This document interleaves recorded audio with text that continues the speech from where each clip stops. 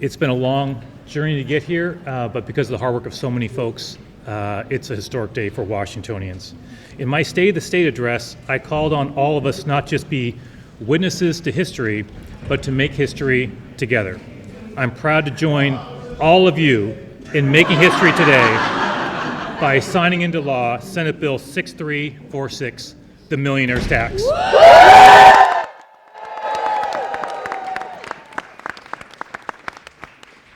I want to start by thanking the many, many individuals who worked hard to make this day possible. As I often say at bill signings, it takes a village to get any bill over the finish line.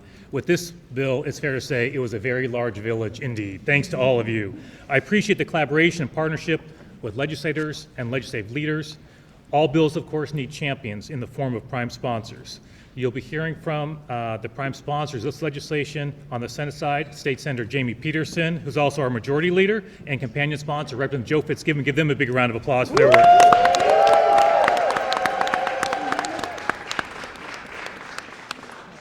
I also want to thank, on the legislative side, State Representative April Berg and State Senator Noel Frame, who played significant roles as caucus finance leads. Give them a big round of applause.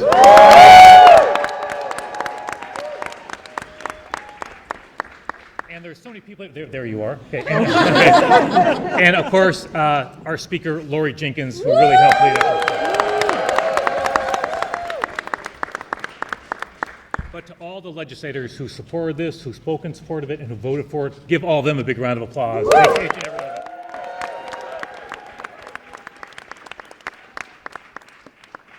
So Washington, as we know, has one of the most regressive tax systems in the country, asking the most of those with the least. According to the Nonpartisan Institute of Taxation and Economic Policy, we basically rank at the bottom of all 50 states in Washington, D.C. in tax fairness. In other words, Washington families whose income is in the bottom 20% pay a whopping 13.8% of their total income in state and local taxes, while the wealthiest pay a far smaller percentage of their income. That's not fair, and that's not right. We've known this for a long time, and we've been working hard to address this disparity. It's also fair to say that this disparity was made much worse by President Trump's massive tax cuts for the wealthy, paid for, by the way, with cuts to necessities like health care and food assistance that have tremendous harm to the people of Washington state.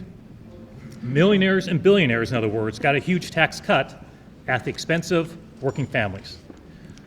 While Washington, D.C. is taking us backwards, the good news is here in Washington state, we're moving forward, everybody. Yes.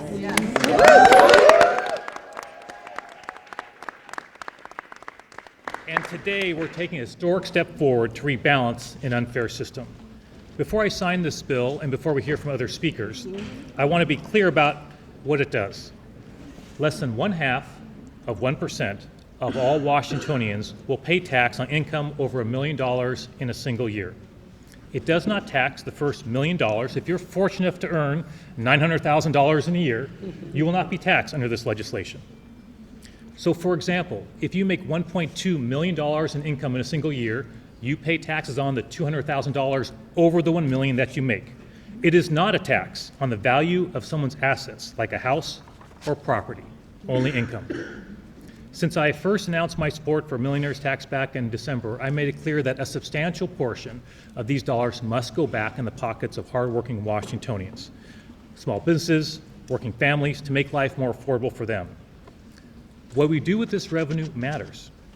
In the first full year of this revenue, when it comes in, more than 40% of the revenue will go directly back to Washingtonians.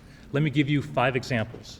Number 1, we expanded a wonderful program that we have in Washington state, thanks to our state legislature, the Working Families Tax Credit. Yeah. Fantastic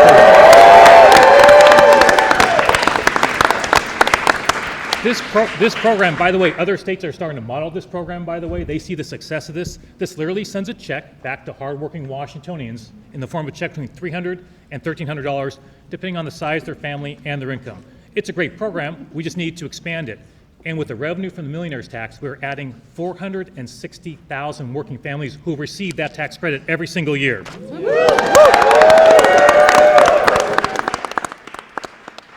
Number 2, funding for free breakfast and lunch for every K-12 student in Washington state.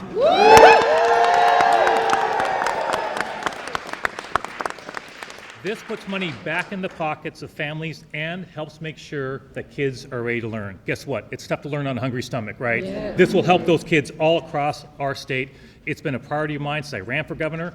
I talked about my first stay of the state. It was the first bill I proposed as governor, and I just want to also recognize two folks who have been very involved in this legislation, this effort for a long time, State Senator Marcus Riccelli and State Representative April Berg. Give them a huge round of applause.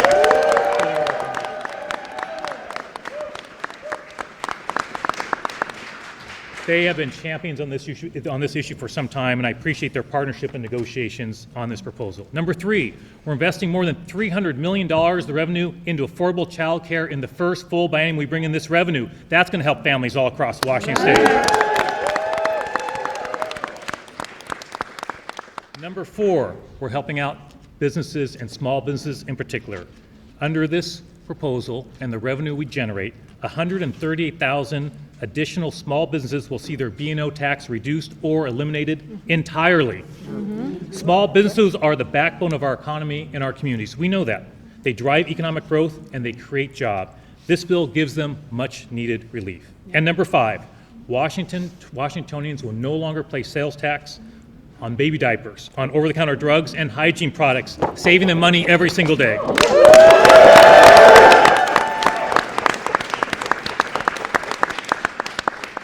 In addition, of course, to sending money back to working families and small business owners, this bill will be making important investments, and that's an understatement, in affordable health care, long-term care, quality K-12 education, all the key programs that make Washington State great.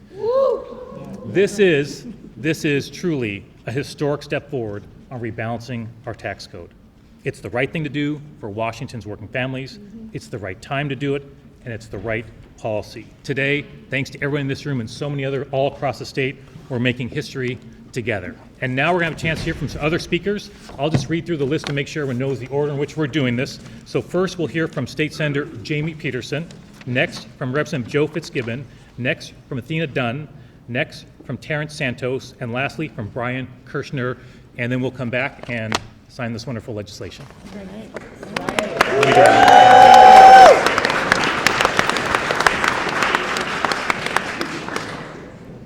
Good morning, everybody. I'm Jamie Peterson. This is a historic day for our state. I'm proud to be here today to celebrate the most substantial progressive tax reform in our state's history. A broad coalition of labor, business, and progressive stakeholders came together to bring to life a reform that will make life better for everyone in our state. It's going to make our state more affordable for millions of Washington families and small businesses. It'll help fund our public schools, improve access to health care, child care, higher education, and all of the other services that people in our state depend on their state government for. With this bill, we're going to begin to right a historic wrong that has plagued our state for nearly 100 years and made our tax system one of the worst and most regressive in the entire country. We've asked Washington's working families for far too long to shoulder far too much of the tax burden for the things that we all care about, and we have not asked enough of our wealthiest neighbors. People across our state are struggling right now. They're struggling to pay rent, to afford health care and food, and to make ends meet. The millionaires tax represents hope and change for people in communities like mine and across the state. I'm deeply grateful to all of this wonderful coalition that helped make this day possible. And I hope and believe that one day we're going to look back on this day as the day when things really started to change for us, when our state and our system started to get more fair. Thank you, everyone.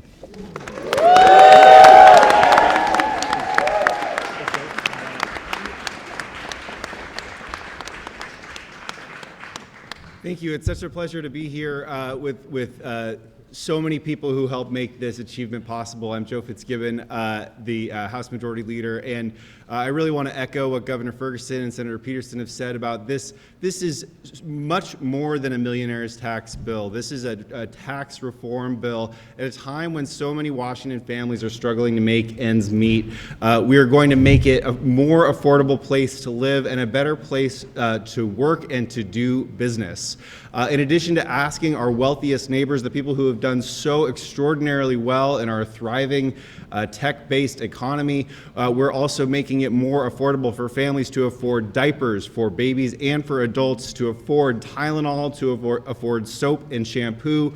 We're also making it more affordable for small businesses by eliminating the B&O tax obligation for tens of thousands of small businesses in our state, lowering business and occupation tax for healthcare providers, eliminating sales tax on services, which we've heard from businesses big and small, from local governments, from school districts, from nonprofits, is a big step towards making it easier for them to comply with our tax code, lightening the load on them as well. This is a major investment in our future. We know that the wealthiest people in our state, for whom we are so fortunate to have them here doing business and growing jobs, also benefit when we have a well-funded K-12 school system, also benefit when we have a well-funded healthcare system that people, at a time when the federal government is making it harder and less affordable for people to access healthcare, Washington State is going the other direction, providing stable, ongoing funding for healthcare, for childcare. We are taking a huge step here today to make the 8 million people in our state live in a stronger, better state, that they can rely on the things that state government provides on in a way that the wealthiest in our state have not been contributing to and now will. And it is really a testament to the hard work of everybody in this room and of thousands and thousands of people not in this room today that this is possible. I just want to thank everybody so much for every contribution that you made towards making this state a more affordable and better place to live, work, and do business. Thank you.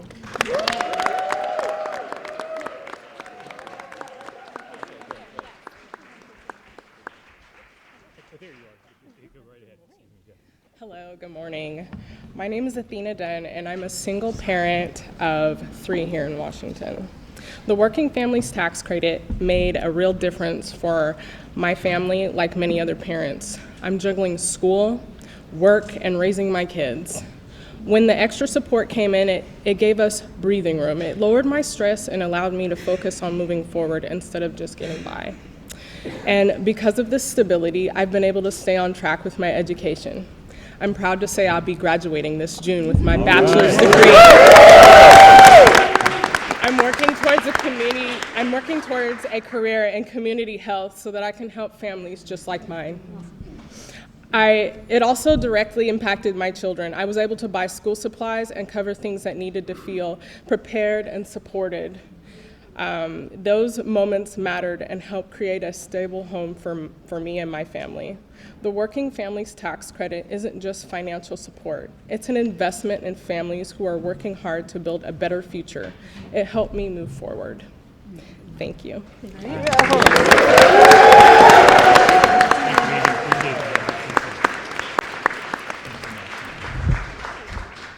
Hi, my name is Terrence Jeffrey Santos. I am part of that community of small business owners. My work falls under the title of community storytelling, and that work has placed me in 2 different industries, that of food and beverage, which I'm connected to Musang, an awesome restaurant on Beacon Hill founded by a powerful Filipino-American, Melissa Miranda.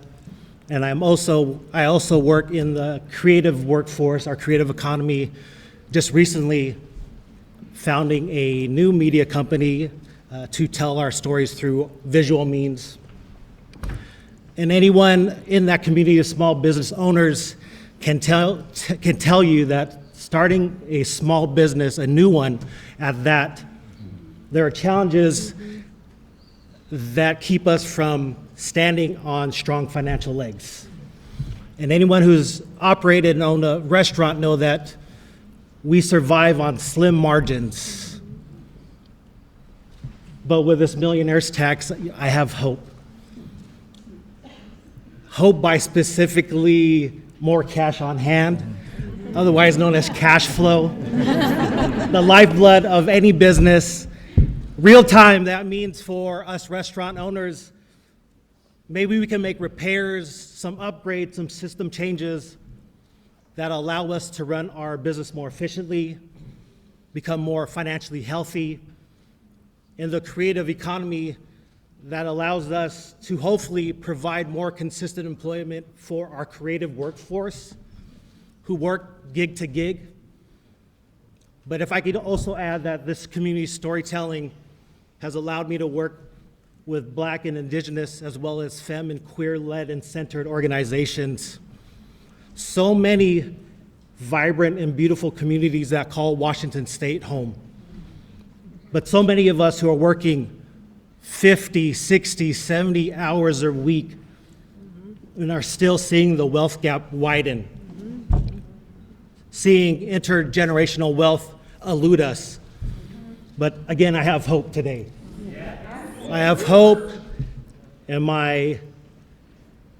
the hope that I think many of us are clinging onto has grown. And so I want to thank our governor, the staff, our legislator. Edwin Obrest, where you at? Your colleagues for what they have stated is pushing us forward in progress, in hopes that for all of us in Washington, that we can get to a place where we see our ideas and our work bring us to a place of not just surviving, but thriving. So thank you again, Governor.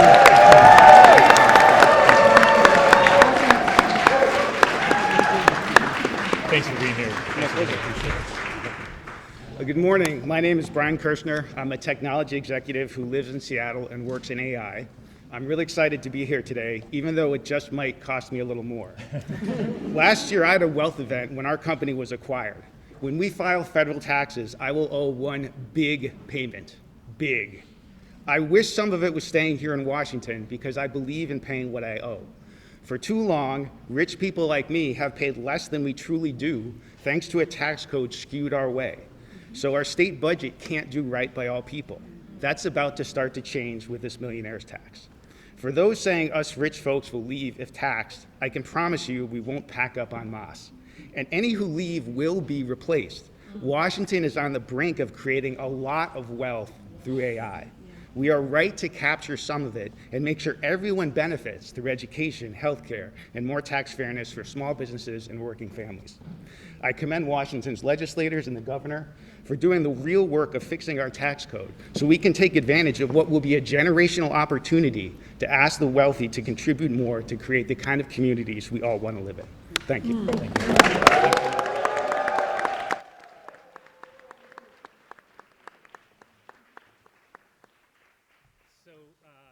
Join me in giving a round of applause for all of our speakers, especially the community members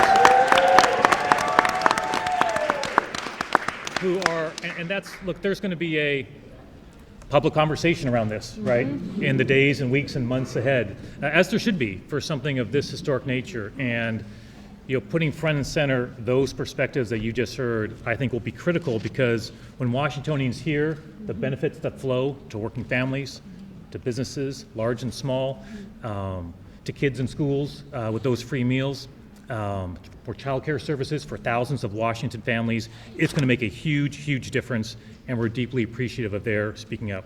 I also want to make sure I did not forget in my talking points, sometimes I go a little too fast. If I did not thank Representative April Berg and Noel Frame for their leaders as fine. Okay, good. All right. Just wanted to make sure I didn't miss that. Okay, just wanted to make sure. Thank you. Okay.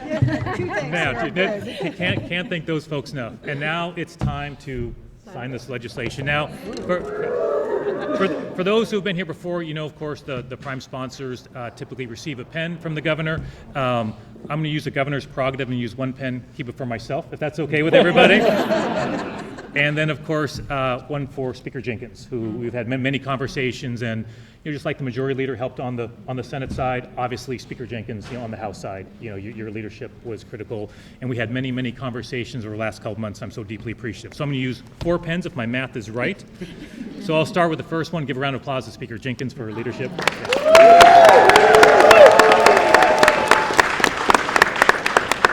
Okay. Next up.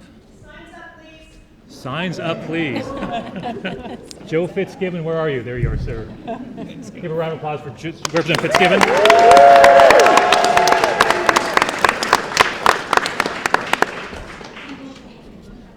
And of course, for Senator Peterson.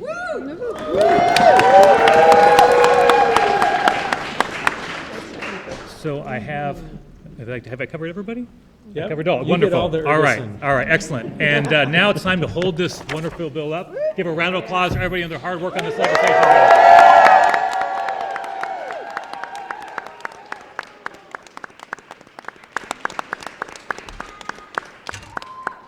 Thank you. We did it, everybody.